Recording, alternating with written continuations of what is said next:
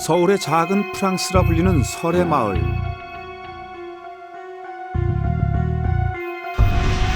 지난 7월 23일 오전 11시경 설의 마을 인근 파출소에 한 통의 신고 전화가 접수되었습니다. 순경들이 긴급히 출동한 곳은 설의 마을 안에 위치한 빌라촌. 신고인은 프랑스인 장 루이 크루조 씨였습니다. 그는 큰 충격을 받은 듯 무척 당황하고 불안해 보였습니다. 과연 그날 그의 집에선 무슨 일이 벌어진 것일까?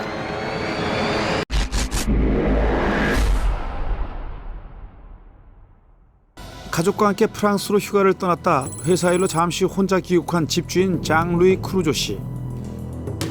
신고 당일 오전 10시경 그는 집 앞에 볼 일이 있어 잠깐 나갔다 집으로 돌아오는 길이었습니다. 크루조 씨는 집에 도착하자마자 경비실에서 배달되어 온 물건이 있으니 찾아가라는 전화를 받습니다. 그리고 그는 곧바로 경비실에서 택배로 배달된 간 고등어 박스를 찾아갔습니다. 집으로 돌아온 크루조 씨는 간 고등어를 보관하기 위해 베란다 쪽에 위치한 냉동고 문을 열었고, 간 고등어를 넣기 위해 냉동고 안에 버릴 음식물들이 없는지 살펴보려 비닐봉지를 열어보는 순간 그는 상상도 못할 끔찍한 것을 발견하고 소스라치게 놀랐습니다. 음식물인 줄 알고 열어봤던 비닐봉지 안엔 꽁꽁 얼어붙은 영아의 사체가 있었던 것입니다. 죽은 영아의 시신은 모두 두 구였고 각각 냉동고 4째 칸과 5째 칸의 수건으로 감싸져 검은색과 흰색 비닐봉지에 담겨 보관되어 있었습니다. 외상이나 이런 것들은 없습니다만, 다만 영아들이 독립호흡을 했던 폐 속에 그 공기가 들어가 있었던 흔적은 나오기 때문에 출산했다가 사망한 것으로 그렇게 부검 결과가 나왔습니다.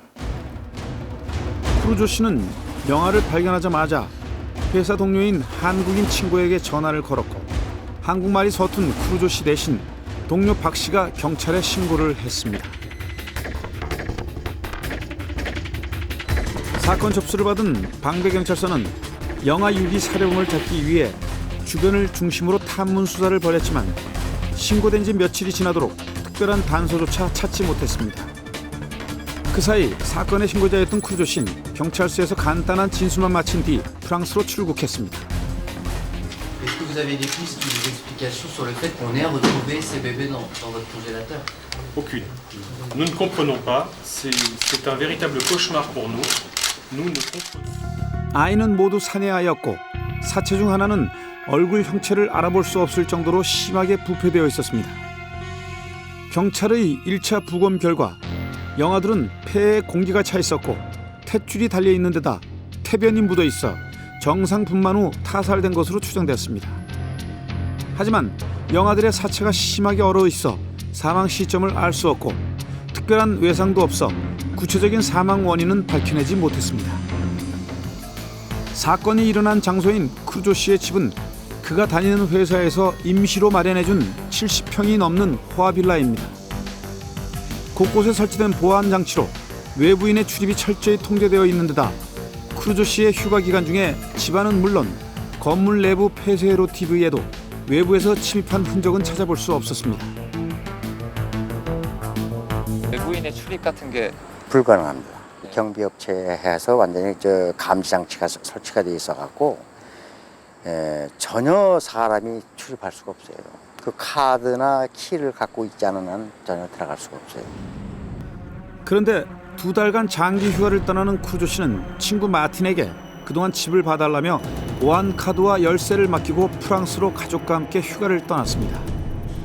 크루조 씨가 휴가를 간 사이 경찰이 확인한 출입 기록에 의하면 마틴은 4차례 정도 크루조 씨의 집을 방문했고 머무른 시간은 6분을 넘기지 않았습니다. 그러나 아이를 냉동고에 넣고 도망가기엔 충분한 시간이었습니다. 하지만 집 열쇠를 맡길 만큼 크루조 씨와 막역한 사이인 그가 많은 장소를 놔두고 친구의 집 냉동고에 아이를 유기했다는 것은 상식적으로 납득이 되지 않는 일이었습니다. 만약 제3의 침자가 들어와 죽은 아이를 냉동고에 두고 간 것이 아니라면 집주인과 잘 아는 누군가가 집안에서 아이를 낳고 곧바로 유기한 것은 아닐까. 경찰은 영아의 사체를 감싸고 있던 수건과 비닐봉지가 집안에서 집주인이 쓰던 물건인 점에 주목하기 시작했습니다. 특히 비닐봉지의 경우 크루조 씨 빌라에서 그리 멀지 않은 슈퍼마켓에서 특수 제작해 지난 3년간 써오던 것이었습니다. 그러니까 여기서 제가 쭉 오픈한 일을 3년째 이걸 갖고 있는데 이걸 계속 쓰신 거예요? 예. 그분 혹시 만나보신 적 있나요? 이 동네? 이 동네 만드는 게 아니라 우리 매장에 매일 왔죠. 아 그래요? 예. 그 부부가? 그럼요. 하루에 한 번씩 와요. 용의자가 집안 물건을 쓴 점을 고려해 경찰은 수사망을 좁혔고 그러던 중 뜻밖의 사실이 드러났습니다. 두 영아하고 예. 장루이 씨의 그 타액 모발을 의뢰를 했었죠. 그러니까 공교롭게도 장루이 씨는 이 애들의 아버지로 판단할 수가 있더라고요. 신고 당일 경찰은 크루조 씨의 동의를 구해 그의 모발과 타액을 채취해 국가수의 검사를 의뢰했습니다. 그 결과 죽은 영아와 크루조 씨의 유전자가 동일하게 일치한 것입니다.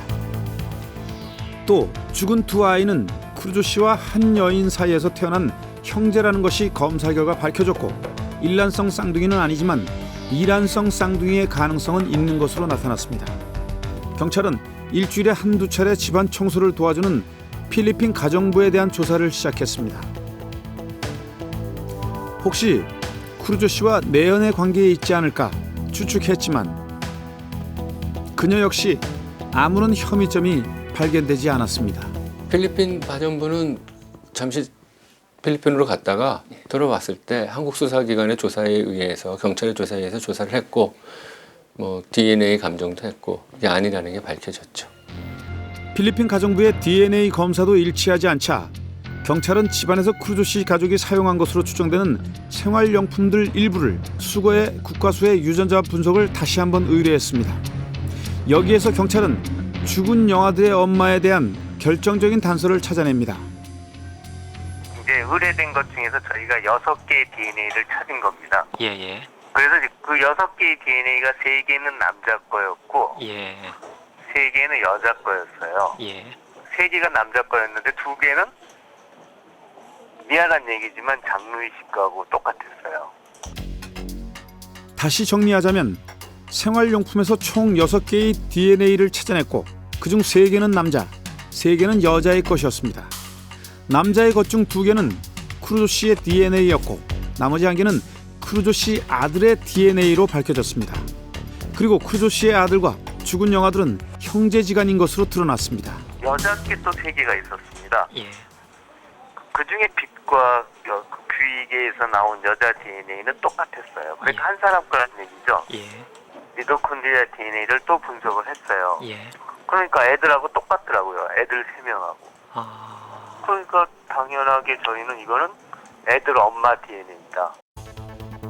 즉 죽은 2명의 영아와 크루조 씨의 아들은 한 어머니에게서 태어난 형제들이라는 것이 확인된 것입니다. Monsieur Courgeot a donné un prélèvement ADN. En ce qui concerne Madame Courgeot, elle était en France lorsque cette affaire a débuté et bien entendu, elle n'a pas pu donner de prélèvement ADN. La police coréenne n'a pas de prélèvement ADN direct de Madame Courgeot. 베로니크의 DNA 샘플 논란 속에 이때 중요한 증언자가 나타났습니다. 바로 3년 전 부부가 사는 빌라의 경비원으로 있었던 최 씨. 한번 그때가 94년, 2004년인가 3년도인가 4년도인가 병원에 입원했다 며칠 만에 아저씨 얼굴이 많이 수축된 거 그거 한 번은 기억나요. 경찰 조사에 따르면 지난 2003년 겨울 베로니크는 갑자기 심한 복통을 일으켜 응급실로 후송되었고 당시 급히 수술을 요할 정도로 몸 상태가 나빴다고 했습니다. 응급실로 온 거죠. 그러니까 우리 병원에 그때 응급실 처음 온 거예요. 그래서 바로 그 응급실에서 입원해서 이제 수술한 거죠. 그녀는 자궁 적출 수술을 받았고 그 수술로 인해 더 이상 어린아이를 가질 수 없게 되었습니다. 경찰은 병원에 보관 중이던 조직 샘플로 유전자 검사를 실시했습니다. 그럼 이제 이 조직이 이 엄마라고 판단된 DNA와 둘이 일치하기만 하면 베로니크가 엄마라는 걸 판정할 수 있겠죠. 그래서 그 조직을 분석해 보니까 그 엄마로 판단된 DNA와 똑같은 결과가 나오더라고요. 그러니까 저희는 당연히 이 아이들은 장루이가 아버지고 베로니크가 엄마라는 겁니다. 만약 DNA 검사 결과처럼 베로니크가 죽은 두 아이들의 엄마라고 가정한다면 그녀는 수술 전에 출산을 했어야만 합니다. 당시에 그 추정을 해볼 수 있는 거는 영아들을 집에서 병원 외부에서 낳아서 그 과정에서 심각하게 손상이 있어서 염증이 퍼져서 그렇게 된 것이 아닌가라고 추정을 해볼 수 있는데, 죽은 영아들의 부검 결과 탯줄이 거칠게 잘려 있었고 병원에서 태어날 때 쓰는 고정 클립의 흔적이 없었다는 점, 그래서 병원이 아닌 곳에서 자연분만했을 가능성이 있다는 것입니다.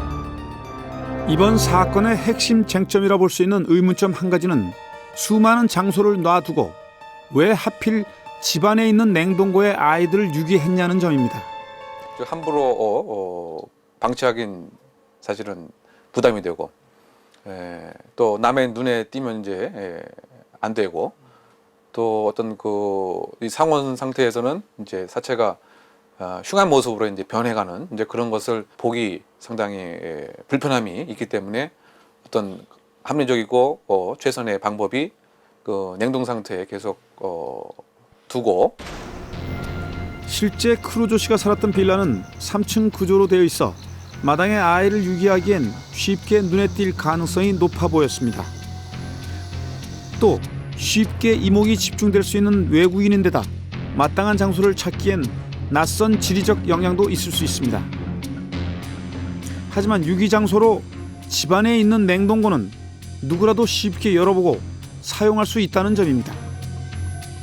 Je sais qu'il y a des amis à eux qui expliquaient que des fois en fin de repas, ils allaient prendre une glace dans le congélateur. Enfin bon, le congélateur n'était pas caché, le congélateur était à une place normale. 하지만 프랑스는 자국민 보호법과 속인주의를 우선시하는 데다 두 부부도 출국해버린 상황이어서 대한민국이 사법 주권을 주장하기란 쉽지 않아 보입니다. Vous tuez quelqu'un à Paris, vous Coréens. Et puis demain, avec la complicité de votre caméraman, vous rentrez en Corée. Est-ce que si la France disait, mais ce monsieur, il a tué en France, est-ce que les Coréens pourraient vous renvoyer en France?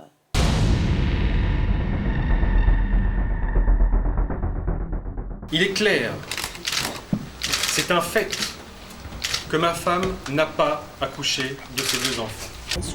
그러나 한 달 뒤 베로니크 크루조는 프랑스 경찰에 긴급 체포돼 자신의 두 아이를 살해한 혐의를 시인했습니다. 더욱 놀라운 건 한국에 오기 전 또 다른 아기를 출산 직후 질식사시킨 뒤 벽난로에 넣었다고 자백한 겁니다. 베로니크 크루조는 법정에서 자신이 낳은 것은 맞지만 그건 아이는 아니었다고 믿기 힘든 주장을 했습니다.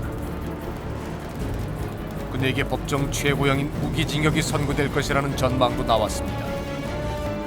그런데 재판부가 선고한 형량은 예상보다 적은 징역 8년, 경기의 절반을 채우기도 전 베로니크 크루조는 가석방됐습니다. Et ce qu'elle a souvent dit durant le procès, c'est qu'elle n'avait pas conscience de tuer des bébés. Pour elle, c'était une partie d'elle qu'elle tuait. C'était pas des enfants. 자신이 낳았지만 아기는 아니었다. 임신 사실을 알았지만 잊어버렸다는 이해하기 힘든 발언들. 이 때문에 프랑스 수사당국은 재판 전 심리학자와 정신과 전문의 등 4명에게 베로니크의 정신 분석을 의뢰했고 6개월 이상 심리검사도 병행했습니다. 그 결과 그녀가 정신적 질환을 갖고 있다는 주장이 제기된 겁니다. Bonjour monsieur. Donc c'est assez curieux, c'est-à-dire qu'il y a des moments où elle se disait je dois être enceinte. Et puis le moment suivant, elle l'enfouissait au fond de son esprit et elle ne le savait plus. Et du coup, elle ne réagit plus, puisqu'elle réagit pas. Elle fait comme s'il n'y avait pas de grossesse. Et la grossesse, au bout d'un moment, elle n'existe plus dans sa tête. C'est assez complexe, mais c'est peut-être une des raisons.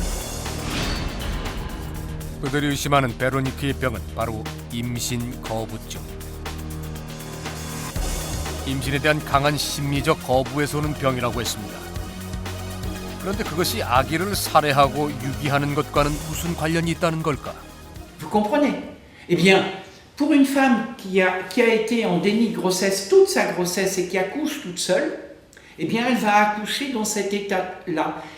Elle va accoucher d'un enfant, elle va voir un bébé et elle va penser que c'est pas possible. Et du coup, elle veut éliminer cet enfant en quelque sorte, puisqu'elle veut pas le voir, vous comprenez? 30여 개월을 배가 불러 지냈는데 임신을 눈치챈 사람이 아무도 없었다는 게 과연 가능한 일일까? 그 당시 그 남편의 컴퓨터를 저희가 압수를 했었는데 거기에 한 1000여 장쯤 되는 사진이 있었어요. 한 2000년도쯤인가 우리나라에 왔을 때부터 쭉 찍어놓은 사진인데 그 2002년하고 2003년에 두 번에 걸쳐서 출산을 해서 이제 그 살해를 한 건데 그 시기쯤에 되는 사진을 우리가 아무리 봐도 임신한 티가 안 나요. 임신 7개월 때도 수영복 차림으로 수영을 즐기곤 했다는 증언이 이어졌습니다. 임신 거부증에 대해 연구해온 전문가들은 임신에 대한 심리적인 거부가 단순한 착각을 일으키는 걸 넘어서 실제 임산부의 몸까지 변화시킨다고 주장을 합니다. 임신 거부증을 가진 임산부의 경우 자궁이 커지는 모양이나 방향이 다를 수 있다는 겁니다. L'utérus qui est au départ bien sûr petit comme ça, hein, va continuer, va se développer comme ça, vers le haut. Voilà, puis si on met le bébé, il peut être très bien, on va lui mettre la tête en haut, là, mais il pourrait très bien avoir la tête en bas.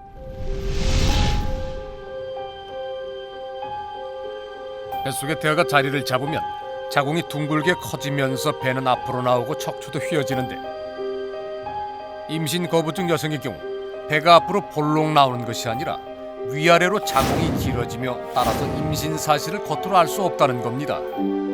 심지어 생리로 착각할 수 있는 출혈까지 한다는 겁니다. Comme ça peut être dans une voiture, sur un parking ou dans une maison toute seule, en fait, il n'y a personne autour d'elle pour l'aider. Parce que précédemment, rien n'a été mis en place pendant le premier trimestre, le deuxième trimestre et le troisième trimestre pour lui dire qu'il y a des modifications, qu'il y a un bébé, etc., qu'il faut se préparer à l'accouchement. Et généralement, en fait, comme elle a perdu son discernement, eh bien, si c'est dans des conditions d'accouchement très difficiles, eh bien, l'enfant, il meurt, soit parce qu'il est étouffé, parce que, à cause du froid, à cause parce qu'il reste par terre et que personne n'en prend soin. D'accord ? Pas forcément parce que cette femme a voulu le tuer, non.